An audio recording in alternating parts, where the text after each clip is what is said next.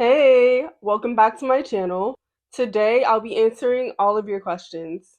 The questions I have on this notepad are such a great variety of questions that cover everything. Everything from length retention, increasing thickness, wash day, moisturizing, styling, detangling. This is a reminder to like, comment, and subscribe. I have big things coming 2025. Let's get our hair to the next level together. So I'll be shouting out your channel and then answering your question. Let's just jump right into it.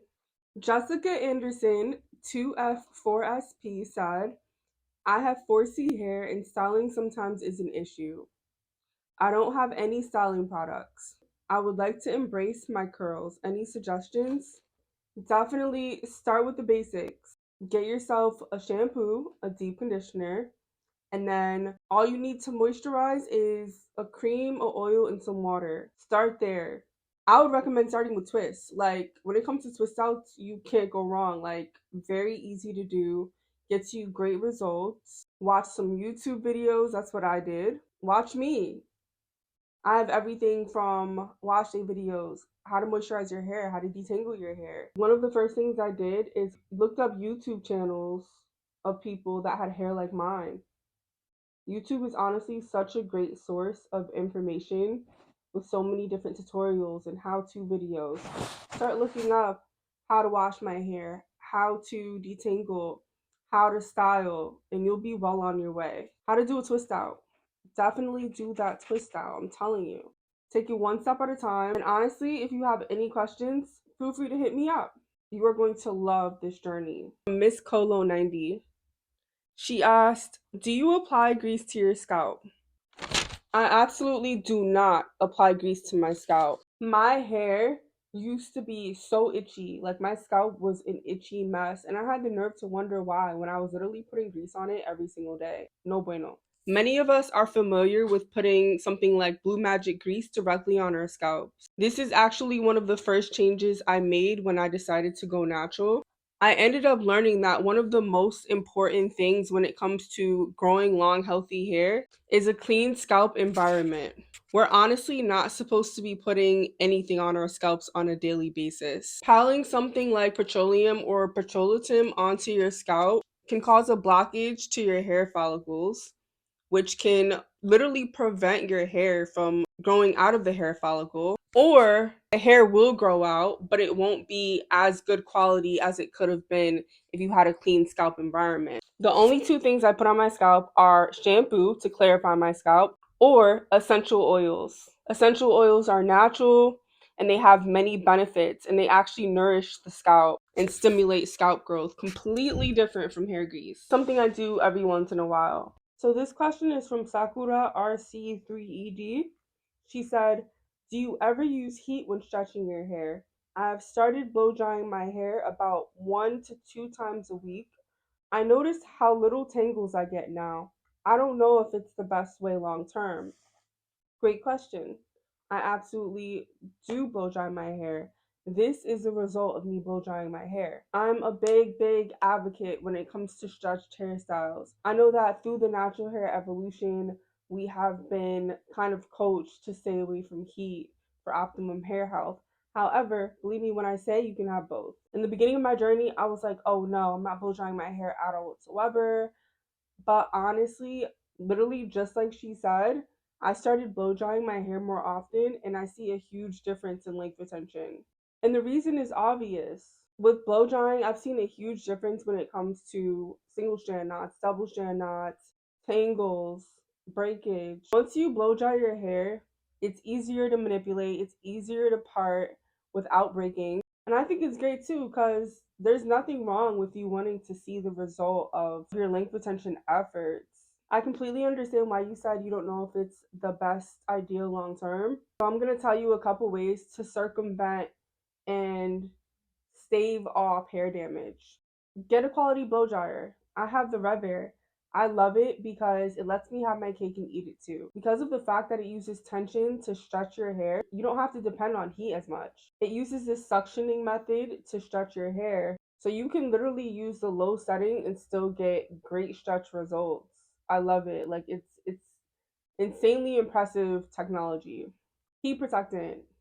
Either use heat protectant or leave-in on every single section before you blow dry your hair. And then a huge part of damage for people blow drying their hair in the past was basically running the comb through that section over and over as you're blow drying your sections.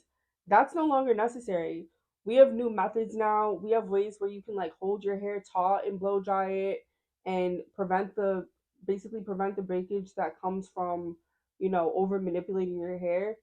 And then we have literally the rev air, which uses the tension method where you don't have to comb through it 1,000 times each pass.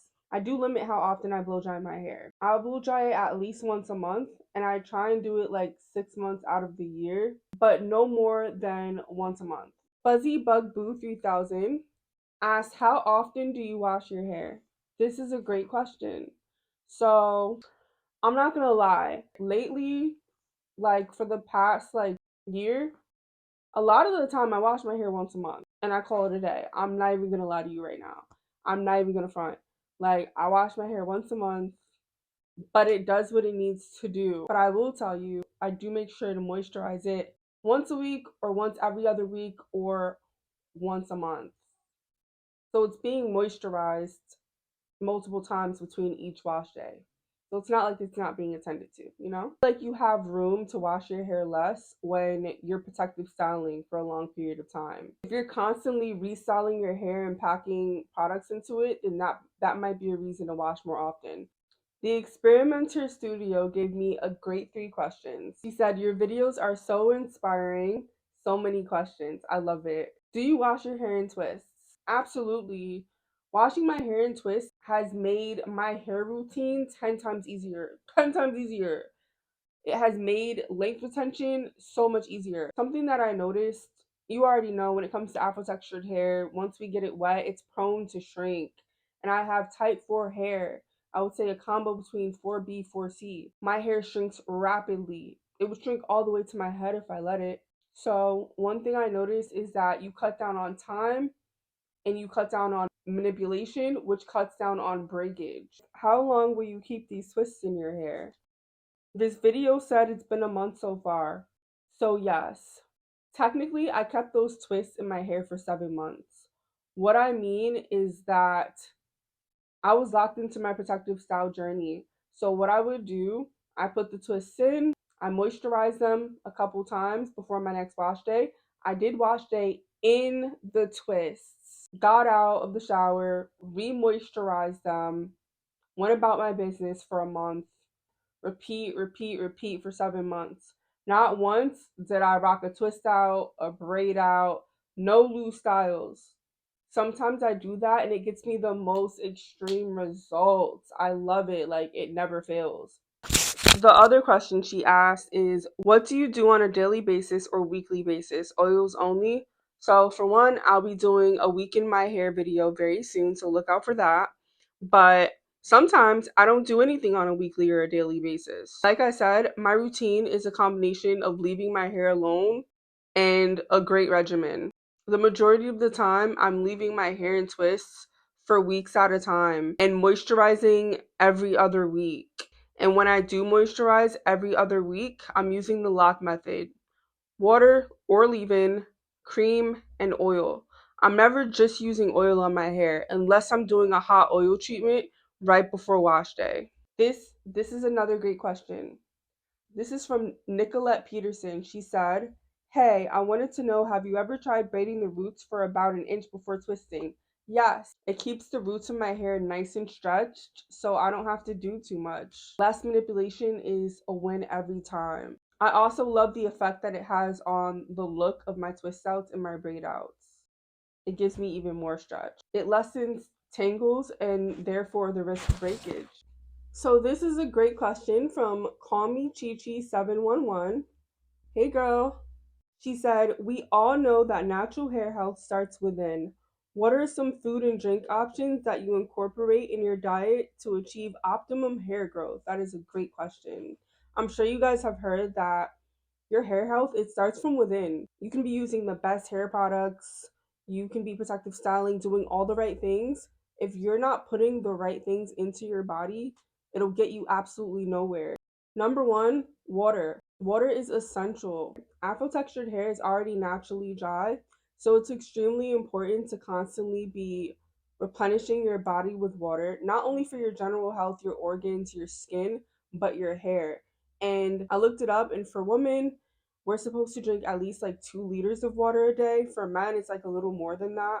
But the hair sebum produced from our scalp is a huge part of moisturizing our hair and keeping it from breaking off. When it comes to foods, I learned the hard way. There was a time when I was iron deficient, skin was pale, hair was broken like crazy.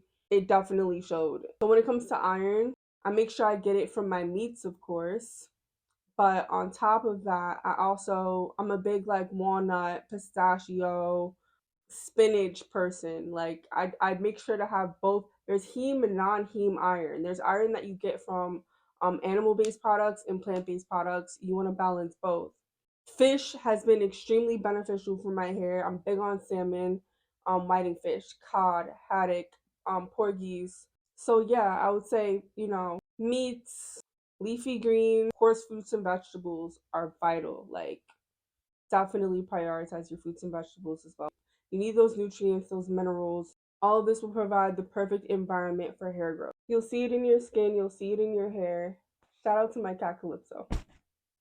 Thank you so much for watching. I am so looking forward to 2025. Like, comment, and subscribe. Let's learn our hair together and get it to the next level. See you in the next one.